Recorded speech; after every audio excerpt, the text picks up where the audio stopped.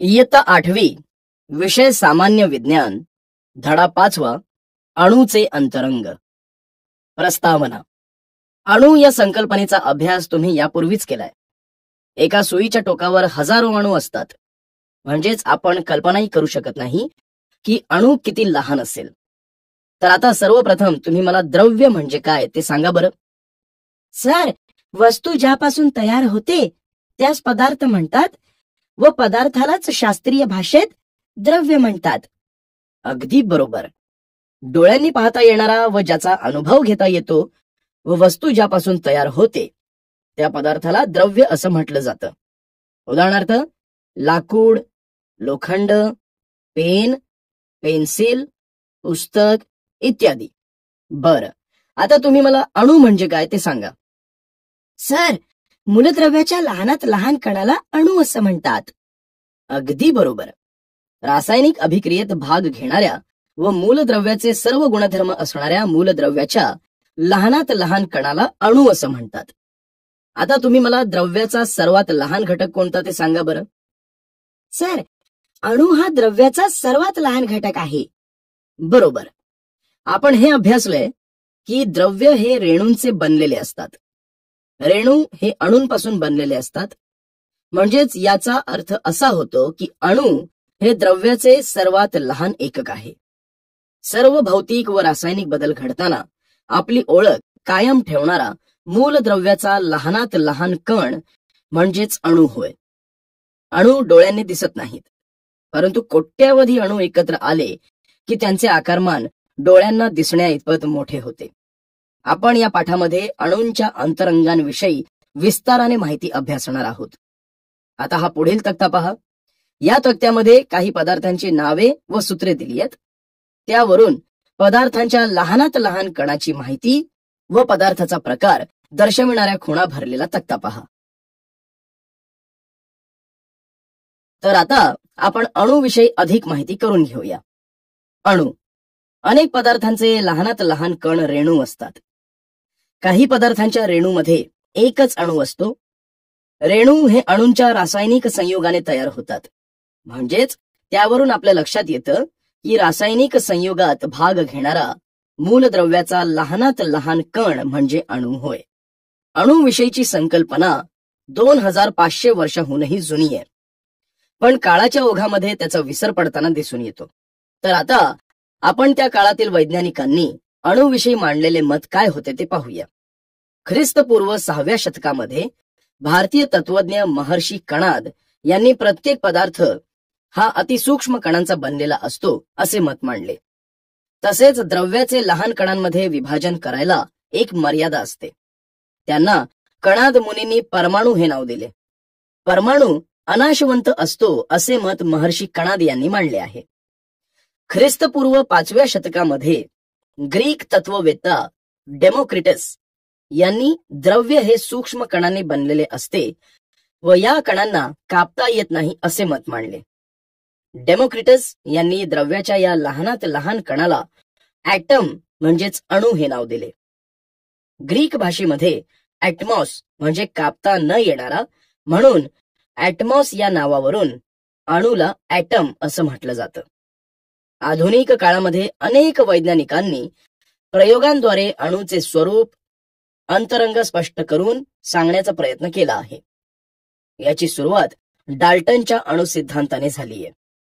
तर आता आपण डाल्टनच्या अणुसिद्धांताविषयी माहिती मिळवूया. डाल्टनचा अणुसिद्धांत. ब्रिटिश वैज्ञानिक जॉन डाल्टन यांनी 1803 मध्ये अणुसिद्धांत मांडला.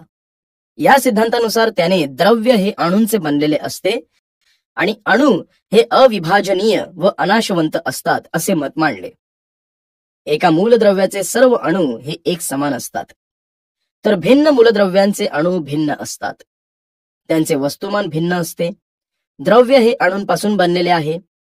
हे अणू आपल्याला वेगळेही करता येत नाहीत आणि नाहीसेही करता येत नाहीत. एकाच मूलद्रव्यांचे अणू हे एक समान असतात, तर भिन्न मूलद्रव्यांचे अणू भिन्न असतात व त्यांचे वस्तुमानही भिन्न असते. तसेच डाल्टनने काही विशिष्ट चिन्हांचा वापर करून मूलद्रव्य दर्शवली. उदाहरणार्थ तांबे, सल्फर हायड्रोजन. आता एक प्रयोग करा. यासाठी एक भरीव चेंडू व एक बुंदीचा लाडू घ्या. आता या दोनही गोलांना हाताने दाबा. तुम्हाला काय दिसले बरं? सर, भरीव चेंडू हाताने दाबला तर तुटत नाही आणि बुंदीच्या लाडूवर दाब दिला की त्याचे लहान लहान तुकडे होऊन तो फुटतो. छान. म्हणजेच त्या लाडूचे लहान लहान तुकड्यात रूपांतर होते. आता हा भरीव चेंडू सुरीने कापूया. कापल्यानंतर तुम्हाला काय दिसलं? सर, भरीव चेंडू सुरीने कापला तर त्यात पोकळी दिसत नाही. बरोबर. यावरून आपण असं म्हणू शकतो, बुंदीचा लाडू हा लहान लहान कण चिकटून बनलेला आहे. म्हणजेच बुंदीच्या लाडूला एक अंतर्गत संरचना आहे, परंतु चेंडू हा आतून भरीव आहे. म्हणजेच चेंडूला अंतर्गत संरचना नाही. म्हणजेच या कृतीवरून आपल्या लक्षात येतं की डाल्टनच्या म्हणण्यानुसार अणू हा एक भरीव गोल आहे. त्यामुळे अणू हा एखाद्या कडक भरीव गोलाप्रमाणे काहीच संरचना नसलेला दिसून येतो व अणूचं वस्तुमान सर्वत्र एकसारखंच दिसून येतं. मात्र जे थॉम्सन यांनी अणूच्या आत असलेल्या ऋणप्रभारित कणांचा शोध लावला, त्यामुळे डाल्टनच्या सिद्धांताला एक प्रकारचा धक्काच बसला. कारण थॉमसने प्रयोगाच्या आधारे हे सिद्ध केले की अणूंच्या अंतरंगात असलेल्या ऋणप्रभारित कणाचे वस्तुमान हे हायड्रोजन अणूपेक्षा 1800 पट कमी असते. या कणांनाच इलेक्ट्रॉन हे नाव देण्यात आले आहे. पदार्थ विद्युत प्रभार दृष्ट्या उदासीन असतात. याचाच अर्थ असा होतो की पदार्थांचे रेणू हे ज्यांच्या रासायनिक संयोगाने बनतात ते अणू विद्युत प्रभार दृष्ट्या उदासीन असतात. अंतरंगात ऋणप्रभारित इलेक्ट्रॉन असूनही अणू विद्युत प्रभार दृष्ट्या उदासीन का असतो? याचं उत्तर थॉम्सनने अणू संरचनेने प्लम पुडिंग प्रारूप मांडून दिले आहे.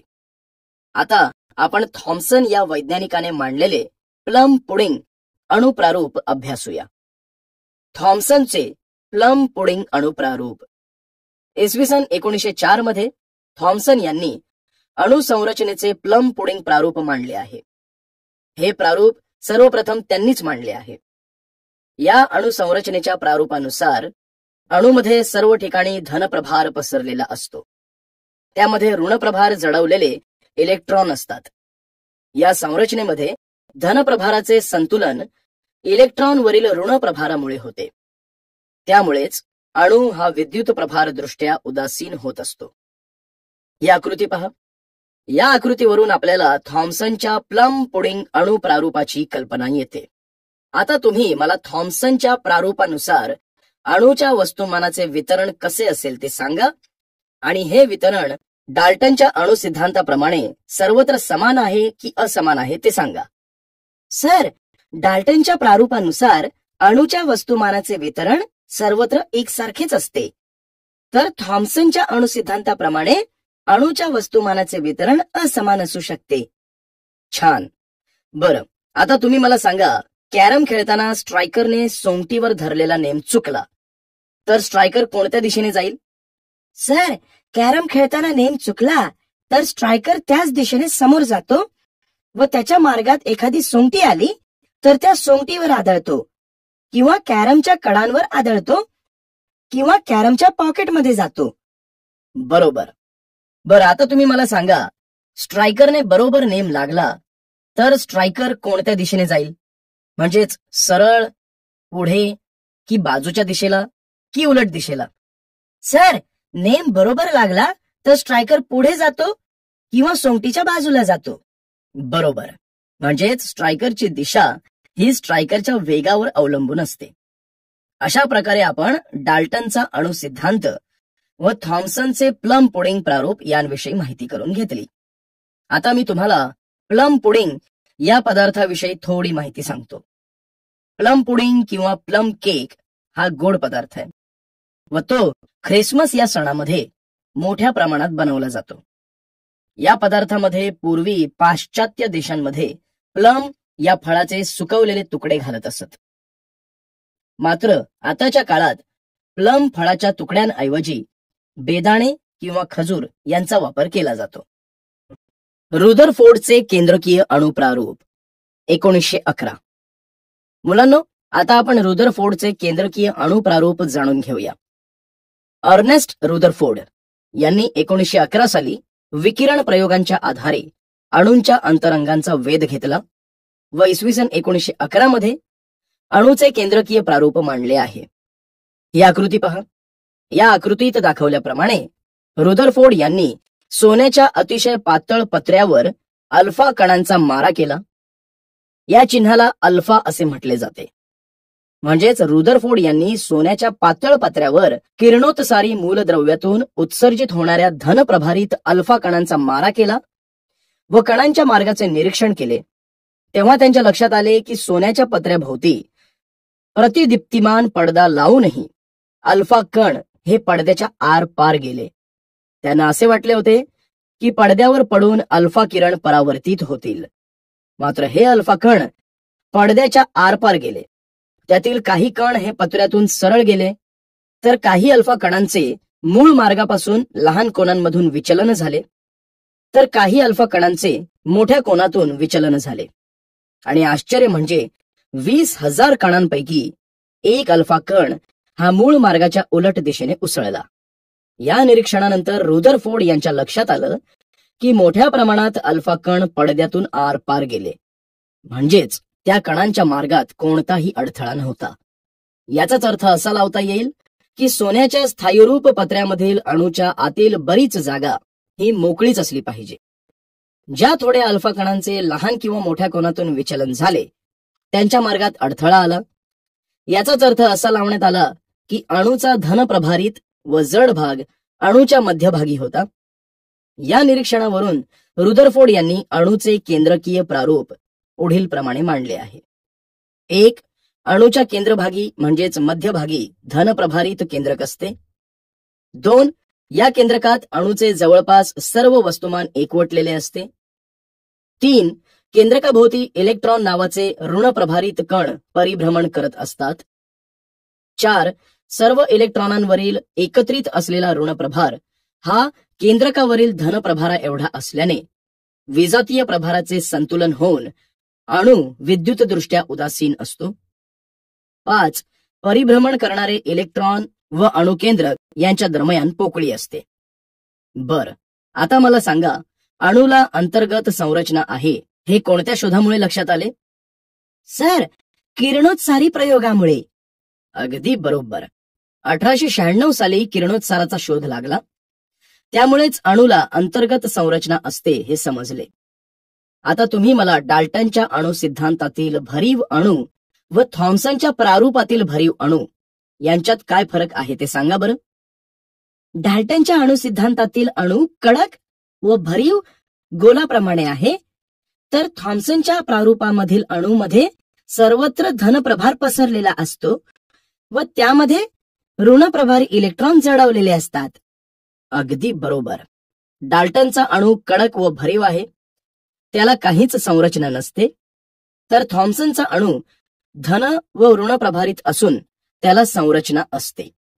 आता तुम्ही मला सांगा, थॉम्सन व रुदरफोर्ड यांच्या अणुप्रारूपातील इलेक्ट्रॉनच्या स्थितीबाबत काय वेगळेपणा आहे?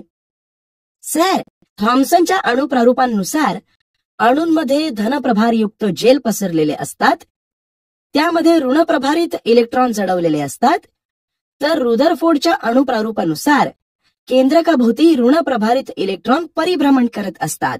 बरोबर. थॉम्सनच्या अणुप्रारूपानुसार अणूमध्ये धनप्रभारयुक्त जेल पसरलेले असते व त्यामध्ये ऋणप्रभारित इलेक्ट्रॉन जडवलेले असतात. रुदरफोर्डच्या अणुप्रारूपानुसार केंद्रकाभोवती ऋणप्रभारित इलेक्ट्रॉन परिभ्रमण करीत असतात. हो ना. यावरून आपण असं म्हणू शकतो की वर्तुळाकार कक्षेत परिभ्रमण करणाऱ्या विद्युत प्रभारित वस्तूची ऊर्जा कमी होते. हा भौतिक शास्त्रातील नियमच आहे. मात्र या नियमानुसार रुदरफोर्डने मांडलेल्या प्रारूपातील अणू हा अस्थायी असतो, परंतु प्रत्यक्षात मात्र किरणोत्सारी अणू सोडून बाकी सर्व अणूंना स्थायी भाव असतो. रुदरफोर्ड यांच्या अणुप्रारूपातील ही त्रुटी 1913 मध्ये निल्स बोर यांनी मांडलेल्या अणुप्रारूपामुळे दूर झाली आहे. बोरचे स्थायी कक्षा अणुप्रारूप 1913. मुलांनो, आता आपण नील्स बोर यांनी मांडलेल्या अणुप्रारूपाची माहिती घेऊया. डॅनिश वैज्ञानिक नील्स बोर यांनी 1913 मध्ये स्थायी कक्षा अणुप्रारूप मांडले व त्यातून त्यांनी अणूचा स्थायी भाव स्पष्ट केलाय. आपण आता बोरच्या अणुप्रारूपाची महत्वाची आधार तत्वे अभ्यासणार आहोत. 1. अणूच्या केंद्रकाभोवती परिभ्रमण करणारे इलेक्ट्रॉन केंद्रकापासून विशिष्ट अशा अंतरावर असणाऱ्या समकेंद्री वर्तुळाकार कक्षांमध्ये असतात. 2. विशिष्ट कक्षेत असणाऱ्या इलेक्ट्रॉनची ऊर्जा स्थिर असते. 3. इलेक्ट्रॉन आतील कक्षेतून बाहेरील कक्षेत उडी मारताना फरका इतक्या ऊर्जेचे शोषण करतो व बाहेरील कक्षेतून आतील कक्षेत उडी मारताना फरका इतकी ऊर्जा उत्सर्जित करतो. ही आकृती पहा. या आकृतीत दाखवल्याप्रमाणे नील्स बोर यांनी स्थायी कक्षा अणुप्रारूप मांडले आहे. घरातील गॅसची शेगडी पेटवल्यानंतर निळ्या ज्योतीमध्ये मिठाचे म्हणजेच सोडियम क्लोराईडचे कण टाकल्यावर त्याच क्षणी त्या जागी तुम्हाला पिवळी ठिणगी दिसून येते. पाण्यामध्ये सोडियम धातूचा तुकडा टाकला तर तो पेटतो व त्याची ज्योत पिवळी दिसते. रस्त्यावरील सोडियम वेपरच्या दिव्यांचे निरीक्षण केले तर तुमच्या लक्षात येईल की त्या दिव्यांमधून येणारा प्रकाश हा पिवळ्या रंगाचा असतो. या उदाहरणांवरून आपल्या लक्षात येईल की सोडियम अणूमधील इलेक्ट्रॉन ऊर्जा शोषून घेतो व बाहेरील कक्षेत प्रवेश करतो आणि पुन्हा आतील कक्षेमध्ये उडी मारून परत येताना ती ऊर्जा उत्सर्जित करतो. सोडियम अणूच्या या दोन कक्षांच्या ऊर्जा पातळीतील फरक ठराविक असतात. हा फरक पिवळ्या प्रकाशाच्या ऊर्जे इतका असतो. म्हणूनच वरील उदाहरणांमध्ये विशिष्ट प्रकारचा पिवळा प्रकाश बाहेर पडताना दिसून येतो. अशा प्रकारे बोर यांनी अणूचे प्रारूप मांडले आहे. त्यानंतर आणखी काही प्रारूपे मांडण्यात आली आहेत. पुंज यांत्रिकी या नवीन विज्ञान शाखेमध्ये अणुसंरचनेचा सखोलपणे व विस्ताराने अभ्यास करून काही मूलभूत तत्वे मांडली गेली आहेत. त्यांचा आता आपण अभ्यास करणार आहोत. पुंज यांत्रिकी म्हणजेच क्वांटम मेकॅनिक्स. अणूची संरचना. या आकृतीवरून अणूच्या संरचनेत केंद्रकात प्रोटॉन, न्यूट्रॉन असतात हे लक्षात येते. वैज्ञानिकांनी विविध सिद्धांत मांडून अणूची संरचना सांगण्याचा प्रयत्न केला आहे. केंद्रक व केंद्रकाबाहेरील भाग यांचा मिळून अणू बनतो. यांच्यामध्ये 3 प्रकारच्या अवअणुकांचा समावेश होतो. केंद्रक. अणूचे जवळजवळ सर्व वस्तुमान हे केंद्रकामध्ये एकवटलेले असते. अणूचे केंद्रक हे धनप्रभारित असून त्यामध्ये 2 प्रकारचे अवअणुकण असतात. त्यांना न्यूक्लियॉन असं म्हणतात. या न्यूक्लियॉनचे प्रोटॉन व न्यूट्रॉन हे 2 प्रकार आहेत. प्रोटॉन. केंद्रकावरील धनप्रभार हा त्यांच्यातील प्रोटॉनमुळे असतो. प्रोटॉन हा अणुकेंद्रकात असणारा धनप्रभारित अवअणुकण आहे. प्रोटॉन पी या इंग्रजी अक्षराच्या संज्ञेने दर्शविला जातो व प्रत्येक प्रोटॉनवर 1 धनप्रभार इतका असतो. 1 ई बरोबर 1.6 गुणिले 10⁻19 कुलॉम. केंद्रकावरील एकूण धनप्रभार ई या एककात व्यक्त केला तर त्याचे परिमाण हे केंद्रकातील प्रोटॉनच्या संख्ये एवढे असते. अणूच्या केंद्रकातील प्रोटॉन संख्या म्हणजेच मूलद्रव्याचा अणुअंक होय. तो अणुअंक Z या इंग्रजी अक्षराच्या संज्ञेने दाखवला जातो. 1 प्रोटॉनचे वस्तुमान हे 1 U म्हणजेच युनिफाईड मास एवढे असते. 1 डाल्टन म्हणजेच 1 युनिफाईड मास बरोबर 1.66 गुणिले 10⁻27 ग्रॅम होय. हायड्रोजनच्या एका अणूचे वजन सुमारे 1 U इतकेच आहे. न्यूट्रॉन. मुलांनो, आता आपण न्यूट्रॉन विषयीची माहिती घेऊया. न्यूट्रॉन हा विद्युत प्रभार दृष्ट्या उदासीन असलेला अवअणुकण आहे. तो N या इंग्रजी अक्षराच्या संज्ञेने दर्शवला जातो. केंद्रकातील न्यूट्रॉनच्या संख्येसाठी N ही संज्ञा वापरली जाते. 1 U इतके अणुवस्तुमान असलेल्या हायड्रोजनचा अपवाद वगळता सर्व मूलद्रव्यांच्या अणुकेंद्रकामध्ये न्यूट्रॉन असतात. एका न्यूट्रॉनचे वस्तुमान 1 U इतके आहे. म्हणजेच आपण असे म्हणू शकतो की जवळपास प्रोटॉनच्या वस्तुमाना इतकेच हे वस्तुमान आहे. केंद्रकाबाहेरील भाग. मुलांनो, आता आपण अणूच्या केंद्रकाबाहेरील भागाविषयी माहिती पाहूया. अणूंच्या संरचनेत केंद्रकाबाहेरील परिभ्रमण करणारे इलेक्ट्रॉन आणि केंद्रक व इलेक्ट्रॉन यांच्या दरम्यान असलेल्या पोकळीचाही समावेश होतो. इलेक्ट्रॉन हा ऋणप्रभारित अवअणुकण असून त्याचा निर्देश ई ऋण या संज्ञेने करतात. प्रत्येक इलेक्ट्रॉनवर एक एकक ऋणप्रभार म्हणजेच -1 असतो. इलेक्ट्रॉनचे वस्तुमान हायड्रोजन अणूच्या वस्तुमानापेक्षा 1800 पटीने कमी आहे. त्यामुळे इलेक्ट्रॉनचे वस्तुमान न मोजण्यासारखेच म्हणजेच नगण्य आहे. अणूच्या केंद्रकाबाहेरील भागातील इलेक्ट्रॉन हे केंद्रकाभोवती वेगवेगळ्या कक्षांमध्ये परिभ्रमण करत असतात. भ्रमण कक्षा ही त्रिमित असल्याने कक्षा या शब्दाऐवजी कवच हा शब्द वापरला जातो. इलेक्ट्रॉनची ऊर्जा तो ज्या कवचामध्ये असतो त्यावरून ठरवली जाते. अणु केंद्रकातील इलेक्ट्रॉनांची संख्या केंद्रकातील प्रोटॉन संख्ये इतकीच असते. त्यामुळेच विद्युत प्रभारांचे संतुलन होऊन अणू विद्युतदृष्ट्या उदासीन असतो. आता मला सांगा की अणूत किती प्रकारचे अवअणुकण असतात? सर, 3 प्रकारचे अवअणुकण असतात: प्रोटॉन, न्यूट्रॉन व इलेक्ट्रॉन. बरोबर. प्रोटॉन, न्यूट्रॉन व इलेक्ट्रॉन हे 3 प्रकारचे अवअणुकण अणूंमध्ये असतात. बरं, आता मला सांगा कोणते अवअणुकण प्रभारयुक्त आहेत? सर, प्रोटॉन धनप्रभारित तर इलेक्ट्रॉन ऋणप्रभारयुक्त असतात. अगदी बरोबर. अणूत 3ही प्रकारचे अवअणुकण असतात. मला सांगा की केंद्रकात कोणकोणते अवअणुकण आहेत? प्रोटॉन व न्यूट्रॉन हे अवअणुकण केंद्रकात असतात. अगदी बरोबर. केंद्रकात प्रोटॉन व न्यूट्रॉन हे अवअणुकण असतात. बरं, आता सांगा केंद्रकाभोवती परिभ्रमण करणारे इलेक्ट्रॉन कुठे असतात? सर, ते वेगवेगळ्या कक्षांमध्ये असतात. छान. इलेक्ट्रॉन वेगवेगळ्या कक्षांमध्ये परिभ्रमण करत असतात. इलेक्ट्रॉनचे वस्तुमान नगण्य असल्याने अणूंचे वस्तुमान केंद्रकातील प्रोटॉन व न्यूट्रॉन यांच्यामुळे असते. अणूंमध्ये असणाऱ्या प्रोटॉन व न्यूट्रॉन यांच्या एकत्रित संख्येला अणुवस्तुमानांक असं म्हणतात व अणुवस्तुमानांक हा ए या इंग्रजी अक्षराच्या संज्ञेने दाखविला जातो. अणुसंज्ञा, अणुअंक व अणुवस्तुमानांक. आता आपण अणुसंज्ञा, अणुअंक व अणुवस्तुमानांक हे एकत्रित दाखवण्यासाठी जी चिन्हे वापरली जातात ते पाहूया. AZ संज्ञा. AZ संज्ञा म्हणजे एखाद्या संज्ञेत वरील बाजूस A अणुवस्तुमानांक व खाली Z म्हणजेच अणुअंक दिलेला असतो. उदाहरणार्थ 12,6C या चिन्हामध्ये कार्बनचा अणुअंक 6 आहे, म्हणजेच प्रोटॉनची संख्या ही 6 आहे. कार्बनचा अणुवस्तुमानांक 12 आहे. यावरून आपण न्यूट्रॉनची संख्या काढू शकतो. 12 - 6 = 6 न्यूट्रॉन.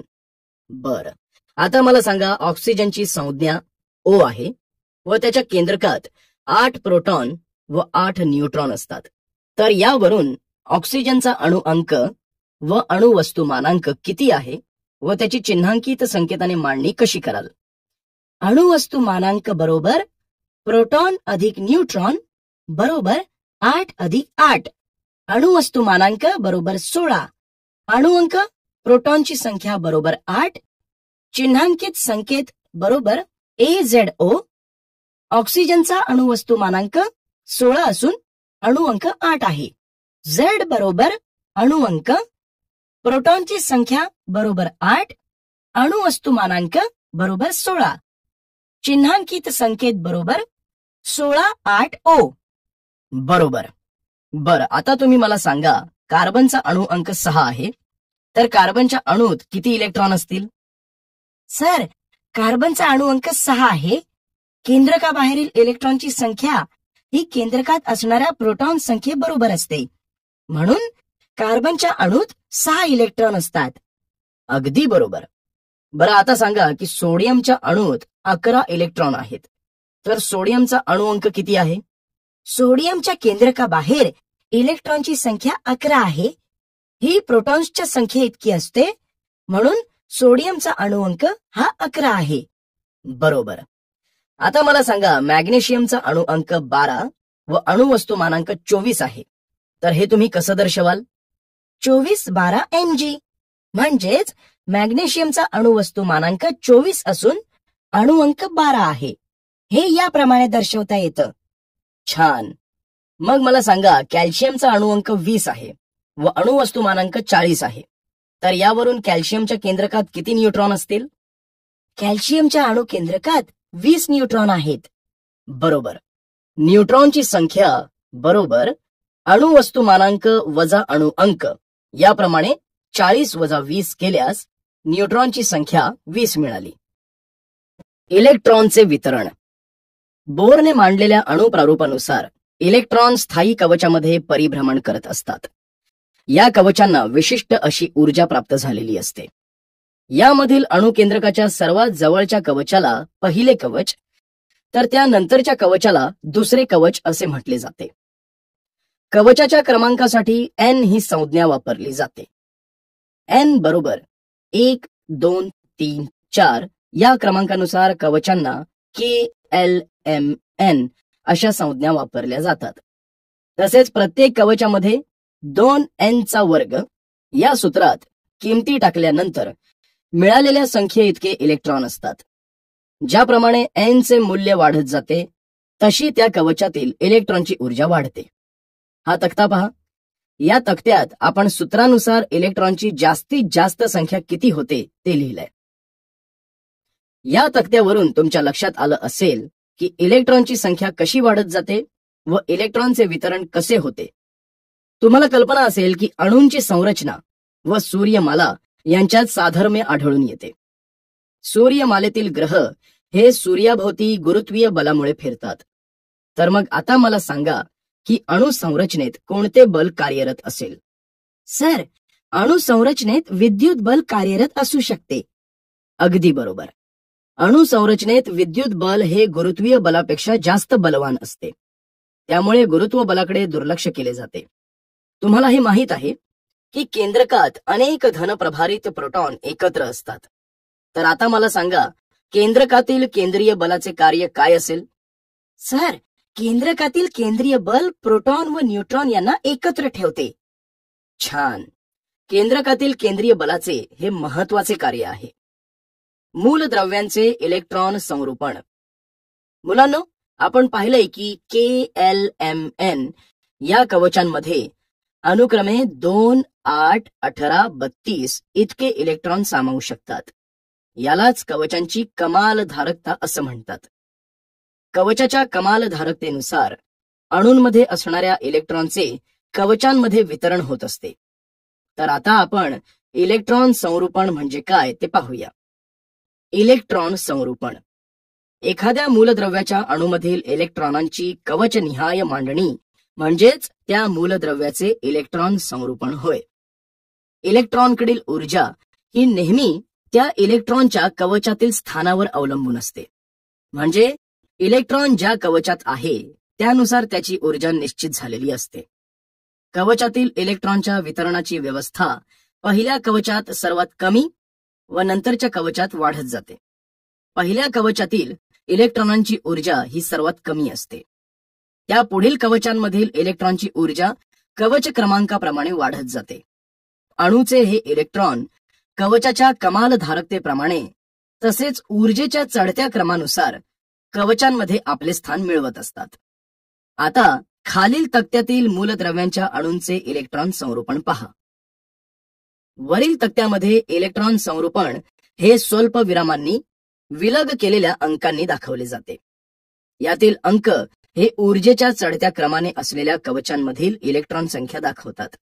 उदाहरणार्थ सोडियम. सोडियमचे इलेक्ट्रॉन संरूपण 2, 8, 1 इतके आहे. म्हणजेच सोडियम अणूमध्ये K या पहिल्या कवचात 2, L कवचात 8 व M या कवचात 1 याप्रमाणे एकूण 11 इलेक्ट्रॉन्स वितरित केलेले असतात. त्याचप्रमाणे अणूंचे हे रेखाटन आपण कवचांच्या रेखाटनाने सुद्धा दाखवू शकतो. संयुजा व इलेक्ट्रॉन संरूपण.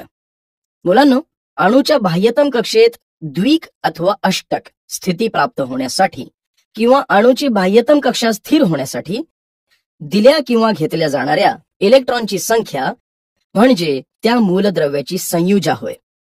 म्हणजेच एका अणूने तयार केलेल्या रासायनिक बंधाची संख्या म्हणजेच संयुजा असेही आपण म्हणू शकतो. मूलद्रव्याची संयुजा त्याच्या विविध संयुगामध्ये स्थिर असते. ही आकृती पहा. या आकृतीत दाखवल्याप्रमाणे इलेक्ट्रॉन संरूपण हे कवचाच्या रेखाटनाने सुद्धा दाखवता येते. आता विविध अणूंमधील इलेक्ट्रॉन ज्यांच्यामध्ये सामावलेले असतात त्या कवचांच्या संज्ञा कोणत्या आहेत ते सांगा बरं. सर, त्या कवचांच्या संज्ञा KLMN आहेत. बरोबर सांगितलंस. विविध अणूंमधील इलेक्ट्रॉन ज्यांच्यामध्ये सामावलेले असतात त्यातील सर्वात आतील कवचाची संज्ञा व क्रमांक काय आहे ते सांगा. सर, सर्वात आतील कवचाची संज्ञा K आहे व कवचाचा क्रमांक 1 आहे. अगदी बरोबर.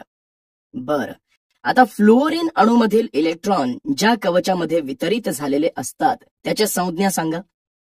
सर, फ्लोरीनची संज्ञा F आहे.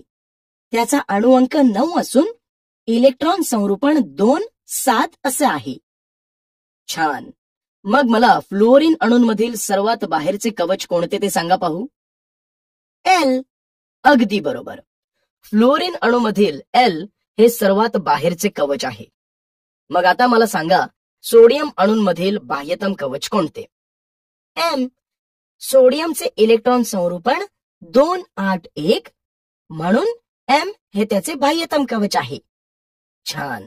सोडियम अणूंमधील M हे सर्वात बाह्यतम कवच आहे. बरं, आता तुम्ही मला हायड्रोजन अणूंमधील बाह्यतम कवच कोणते ते सांगा. K. अगदी बरोबर. छान उत्तरे दिलीत तुम्ही. तर मूलद्रव्याच्या संबंधित संयुजा, संयुगातील रासायनिक बंध याविषयीच्या संकल्पना इलेक्ट्रॉन संरूपणामुळे स्पष्ट होतात. अणू आपल्या बाह्यतम कवचातील इलेक्ट्रॉन वापरून रासायनिक बंध तयार करत असतो. अणूंची संयुजा ही बाह्यतम कवचाच्या इलेक्ट्रॉन संरूपणावरून ठरते. त्यामुळे बाह्यतम कवचाला संयुजा कवच असं म्हणतात. या बाह्यतम कक्षेतील इलेक्ट्रॉन म्हणजेच संयुजा इलेक्ट्रॉन होय. आता आपण अणूच्या संयुजेचा इलेक्ट्रॉनच्या संख्येशी काय संबंध असतो ते पाहूया. अणू संयुजा व संयुजा इलेक्ट्रॉन संख्येचा संबंध. अणूच्या संयुजेचा संबंध अणूंमधील संयुजा इलेक्ट्रॉनच्या संख्येशी आहे. सर्वप्रथम आपण हेलियम व निऑन या मूलद्रव्यांकडे पाहूया. हेलियम व निऑन ही वायुरूप मूलद्रव्ये दुसऱ्या कोणत्याच मूलद्रव्यांसोबत संयोग पावत नाहीत. ही मूलद्रव्ये रासायनिक दृष्ट्या निष्क्रिय आहेत म्हणून यांची संयुजा 0 आहे. हा बाजूचा तक्ता पहा. या तक्त्यात पाहिल्यानंतर आपल्या लक्षात येईल की हेलियमच्या अणूत 2 इलेक्ट्रॉन असतात व ते K या पहिल्या कवचात सामावलेले असतात. K कवच हे त्याचे बाह्यतम कवचही आहे. या कवचाची इलेक्ट्रॉन धारकता ही 2 आहे. म्हणजेच हेलियमचे बाह्यतम कवच हे पूर्णपणे भरलेले असते. यालाच हेलियमचे इलेक्ट्रॉन द्वीक असेही म्हटले जाते. तसेच निऑन या निष्क्रिय वायूच्या इलेक्ट्रॉन संरूपणात K व L ही 2 कवचे आहेत. यातील L हे संयुजा कवच आहे. याची इलेक्ट्रॉन धारकता 8 आहे. तसेच निऑनचे संयुजा कवच पूर्ण भरलेले असते. यालाच निऑनमध्ये इलेक्ट्रॉन अष्टक आहे असे म्हणतात. KLM या कवचांमध्ये इलेक्ट्रॉन असलेला म्हणजे निष्क्रिय वायू आर्गॉन आहे. M या कवचाची इलेक्ट्रॉन धारकता 18 आहे. म्हणजेच 2 गुणिले 3 चा वर्ग बरोबर 18 इतकी आहे. मात्र आर्गॉनमध्ये M या संयुजा कवचामध्ये फक्त 8 इलेक्ट्रॉन दिसत आहेत. याचा अर्थ निष्क्रिय वायूंच्या संयुजा कवचात इलेक्ट्रॉन अष्टक असते. इलेक्ट्रॉन अष्टक किंवा द्विक पूर्ण असते तेव्हा संयुजा 0 असते. निष्क्रिय वायू व्यतिरिक्त इतर मूलद्रव्याचे इलेक्ट्रॉन संरूपण हे अष्टक स्थिती पूर्ण करताना दिसत नाहीत. म्हणजेच या मूलद्रव्यांची अष्टके ही अपूर्ण आहेत.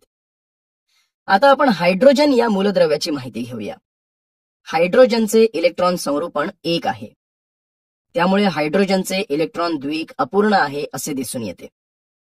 निष्क्रिय वायू व्यतिरिक्त इतर सर्व मूलद्रव्यांच्या अणूंची इतर अणूबरोबर संयोग पावण्याची क्षमता असते. याचाच अर्थ त्या मूलद्रव्यांची संयुजा 0 नसते. हायड्रोजनच्या संयोगाने काही रेणुसूत्रे तयार होतात.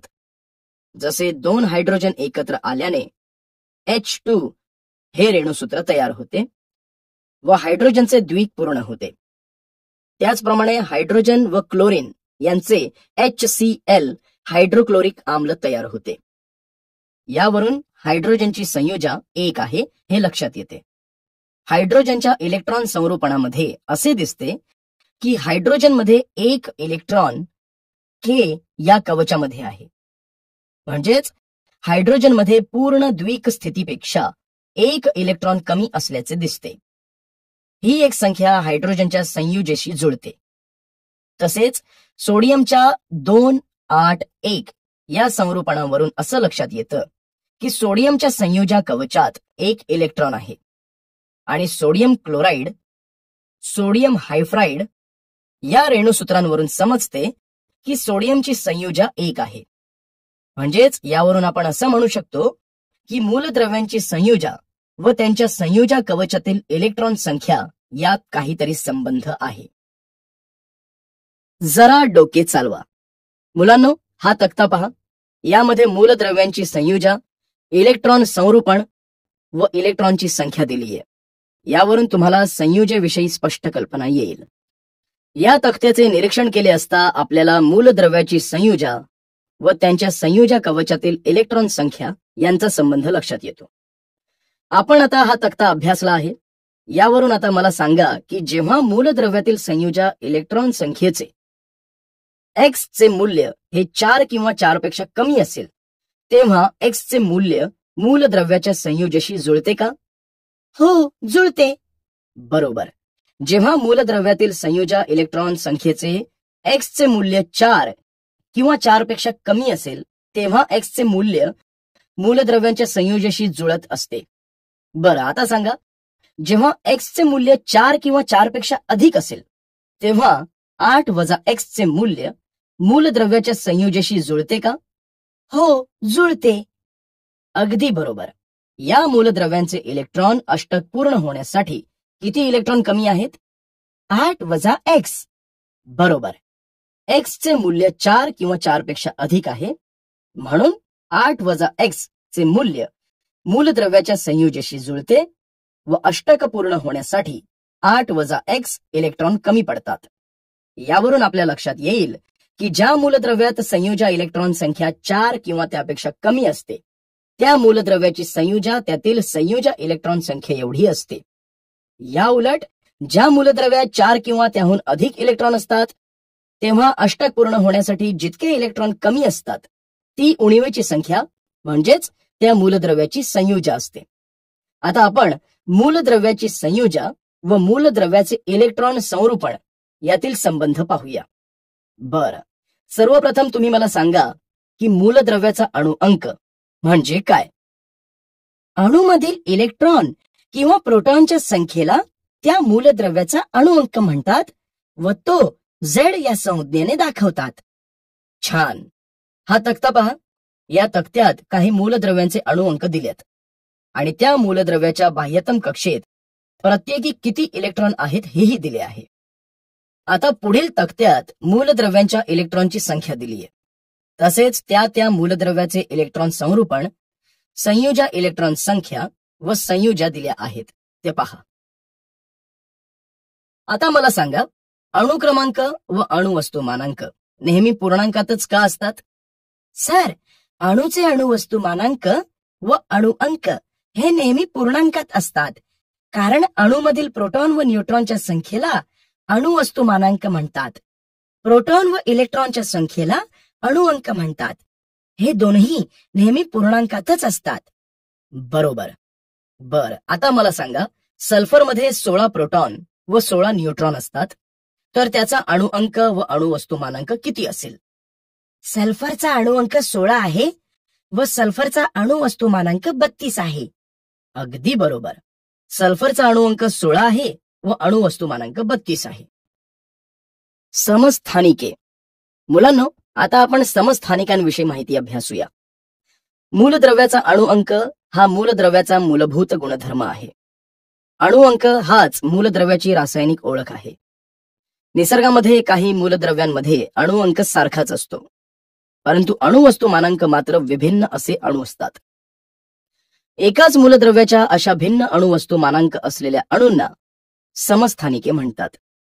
उदाहरणार्थ कार्बनची 3 समस्थानिके आहेत. ती म्हणजे C12, C13, C14.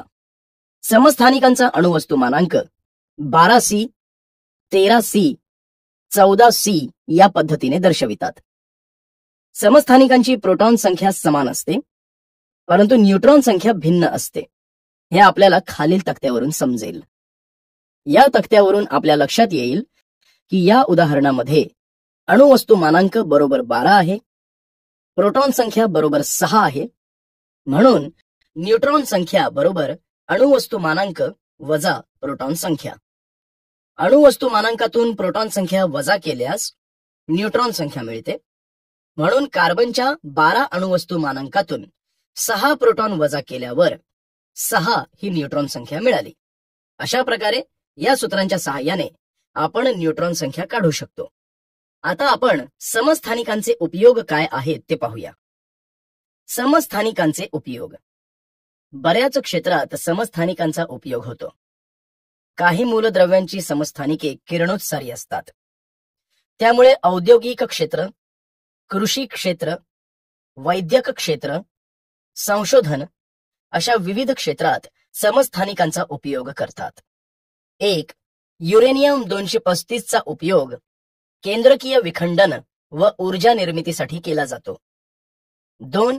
कॅन्सर सारख्या आजारावर उपचार करण्यासाठी कोबाल्ट 60 अशा किरणोत्सारी समस्थानिकांचा उपयोग वैद्यकीय क्षेत्रात केला जातो. 3. गॉयटर या थायरॉइड ग्रंथींच्या आजारावरील उपचारासाठी आयोडीन 131 या समस्थानिकाचा उपयोग होतो. 4. तसेच किरणोत्सारी मूलद्रव्यांच्या समस्थानिकांचा उपयोग जमिनीखाली असलेल्या नळांमधील चिरा शोधण्यासाठी होतो. उदाहरणार्थ सोडियम 24. 5. अन्न पदार्थांचे सूक्ष्म जीवाणूंपासून परीक्षण करण्यासाठी किरणोत्सारी मूलद्रव्ये उपयोगी पडतात. 6. जीवाश्मांचे वय निश्चित करण्यासाठी C14 या किरणोत्सारी समस्थानिकाचा उपयोग केला जातो. अशा प्रकारे विविध क्षेत्रांमध्ये समस्थानिकांचा उपयोग केला जातो. अणुभट्टी. मुलांनो, आज अणुऊर्जेपासून मोठ्या प्रमाणात ऊर्जा निर्मिती करून ऊर्जेची गरज भागवण्याचा प्रयत्न केला जातोय. त्यासाठी विविध अणुभट्ट्या उभारण्याचा प्रयत्न केला जातोय.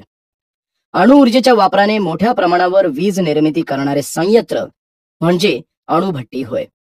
ही आकृती पहा. या अणुभट्टीमध्ये अणुइंधनावर केंद्रकीय अभिक्रिया घडवून अणूमध्ये असणारी केंद्रकीय ऊर्जा मुक्त केली जाते. उदाहरणार्थ युरेनियम 235 इंधन. मंद गतीचा न्यूट्रॉनचा मारा केला की युरेनियम 235 या समस्थानिकाचे केंद्रकीय विखंडन होते आणि क्रिप्टॉन 92 व बेरियम 141 या मूलद्रव्यांची केंद्रके व 2 ते 3 न्यूट्रॉन तयार होतात. या न्यूट्रॉनची गती कमी केल्यावर ते युरेनियम 235 केंद्रकांचे विखंडन घडवतात. अशा प्रकारे केंद्रकीय विखंडनाची शृंखला अभिक्रिया होते. आता ही आकृती पहा. या आकृतीत दाखवल्याप्रमाणे केंद्रकात खूप मोठ्या प्रमाणात केंद्रकीय अणुऊर्जा मुक्त होते. या अणुऊर्जेमुळे स्फोट होऊ नये यासाठी शृंखला अभिक्रिया नियंत्रित करण्यासाठी न्यूट्रॉन्सचा वेग व संख्या कमी करावी लागते. त्यासाठी काही गोष्टींचा वापर करावा लागतो. त्याची माहिती घेऊया. संचलक किंवा मंदक. न्यूट्रॉन्सचा वेग कमी करण्यासाठी ग्रॅफाइट किंवा जड पाणी यांचा संचलक किंवा मंदक म्हणून अणुऊर्जा निर्मितीमध्ये उपयोग केला जातो. नियंत्रक. न्यूट्रॉन शोषून घेऊन त्यांची संख्या कमी करण्यासाठी बोरॉन, कॅडमियम, बेरेलियम इत्यादींच्या कांड्या नियंत्रक म्हणून वापरतात. अशा प्रकारे विखंडन प्रक्रियेतून निर्माण झालेली उष्णता पाण्याचा शीतक म्हणून वापर करून बाजूला काढली जाते. त्या उष्णतेने पाण्याची वाफ तयार केली जाते. त्यायोगे टर्बाईन्स चालवून वीज निर्मिती केली जाते. आज मितीला आपल्या देशामध्ये 8 ठिकाणी अणुऊर्जा निर्मिती केंद्रे उभारली आहेत. त्या केंद्रांतून 22 अणुभट्ट्या कार्यान्वित आहेत. अप्सरा ही अणुभट्टी मुंबईच्या भाभा अणु संशोधन केंद्रात 4 ऑगस्ट 1956 रोजी कार्यान्वित केली गेली. ही देशातील पहिली अणुभट्टी. भारतामध्ये थोरियम 232 या मूलद्रव्याचे साठे खूप मोठ्या प्रमाणात आढळून येतात. त्यामुळे भारतीय वैज्ञानिकांनी येणाऱ्या काळासाठी थोरियम 232 पासून युरेनियम 233 या समस्थानिकाच्या निर्मितीवर आधारित अणुभट्ट्यांची योजना विकसित केली आहे. मुलांनो, आज आपण इथेच थांबणार आहोत. पुन्हा भेटू या पुढच्या पाठासाठी. नमस्कार.